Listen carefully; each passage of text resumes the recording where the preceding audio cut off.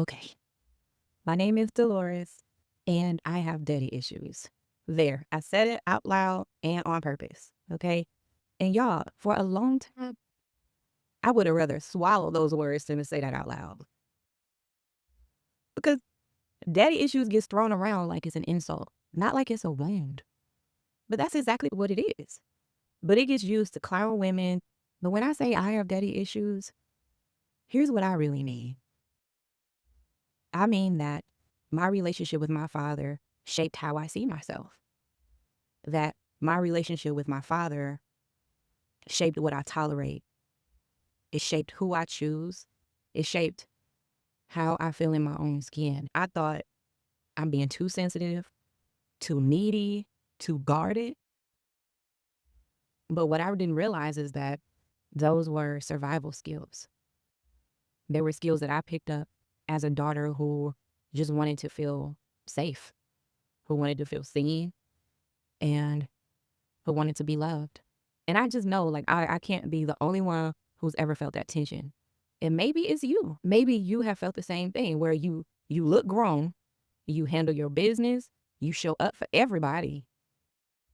But inside there's still this little girl who never got what she needed from her father. See, I think that we have a tendency to call that baggage, right? Oh, that's just baggage. We shrug our shoulders, we move on. I'm not doing that anymore, y'all. This series is me refusing to stay silent about it. But I think what gets confused is what daddy issues really means. See, when I use the phrase daddy issues, I'm not talking about a joke. I'm talking about a father who was absent, distracted, controlling, unsafe. I'm talking about a daughter who grew up around that. The patterns that show up later in dating, marriage, family, work, faith, everything. For some of us, dad was physically gone. For others of us, he was in the house, but he wasn't in our hearts. For some of us, he was a pastor, a leader, a hero in public, but the source of absolute confusion and pain in private. That's what I'm talking about in this series. But here's why the confession matters. Me saying, my name is Delores, right here, and I have daddy issues, actually both hands, child, okay? But that does three powerful things. First off, it frees me, and it can free you from shame. See, shame is what keeps you quiet. Shame tells you that you're the problem. But the confession says, something happened to me. It affected me, and I'm allowed to talk about it. Second, it gave me focus. Because once you name it, you can start to see where it shows up in your life. It shows up in your fear of being abandoned, in your need to perform for love, in your struggle to trust men or authority.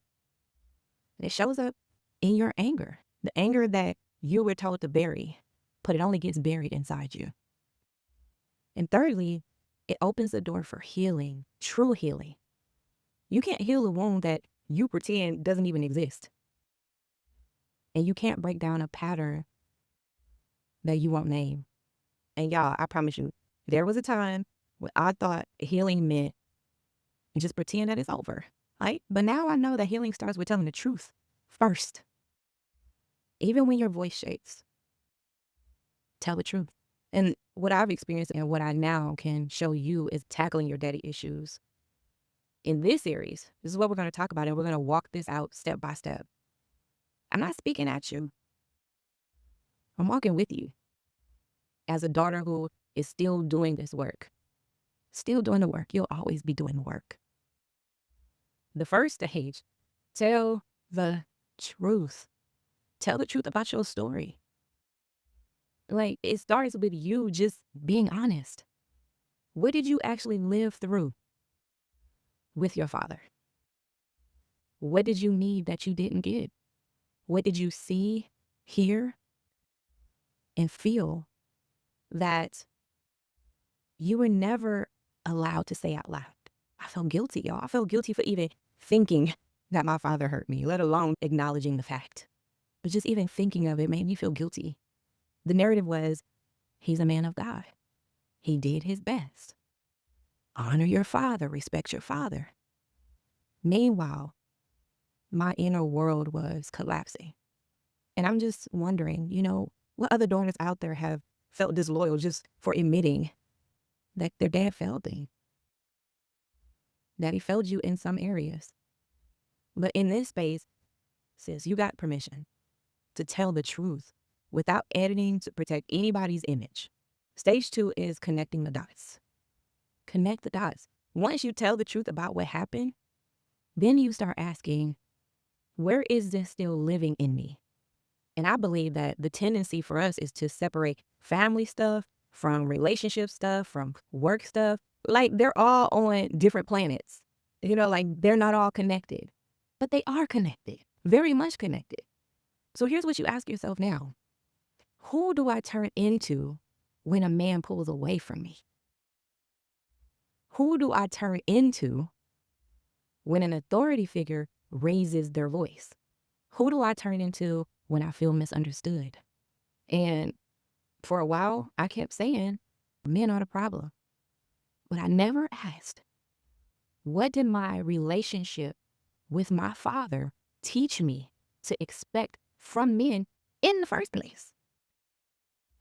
And y'all, that question changed everything. Stage 3 is give yourself permission to heal. And y'all, I promise you, this is uncomfortable. I'll be the first to say, this part is uncomfortable because healing means that you change. And change means that you will experience some loss. You might lose the fantasy of the father you wish you had. You might lose some relationships that only worked because you were broken. You might lose the version of yourself that stayed small just to keep everybody else comfortable. And I'm just wondering if you have this knowing that it's time to step back, that it's time to cut contact, it's time to set the boundaries, but you still feel terrified. You're not weak for feeling that fear. You're human. And you are allowed to choose peace. And when I say, y'all, permission to heal, that looks like you saying, I need help with this. And reaching for therapy, reaching for coaching, reaching for community. But it's also, this hurt me. This did hurt me without apologizing for it. You don't have to apologize for that. And it's you saying, I'm not staying in patterns that destroy me, and mean it. And this is my prayer for this series in Daddy Issues to Daughters of Discernment. This is what I want us to do. I want us to break down what these issues actually are. Like, not just the stereotypes, like the real issues. And I want us to talk about how they show up in your dating, how they show up in sex, how they show up in marriage, how they show up in friendships, how they show up in your faith. I want us to call out the patterns with love and with honesty, gracefully. I want us to walk through the practical steps that I took myself and that you can take to start your healing right where you are. I used to think that I was the only one wrestling with it, just wrestling in silence, child. But now I know, y'all, there are millions of us, millions of daughters who feel the same way. They think they're alone too. And I just know that they wish that they had language for what they feel. In a community that actually gets it, like that actually understands. And this is that community. You're in the right places.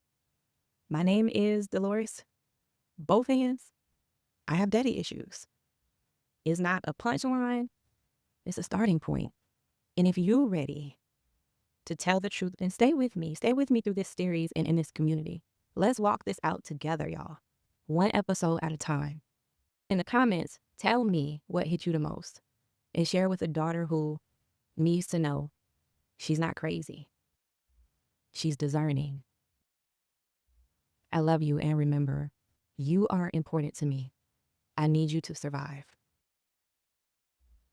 Bye-bye for now.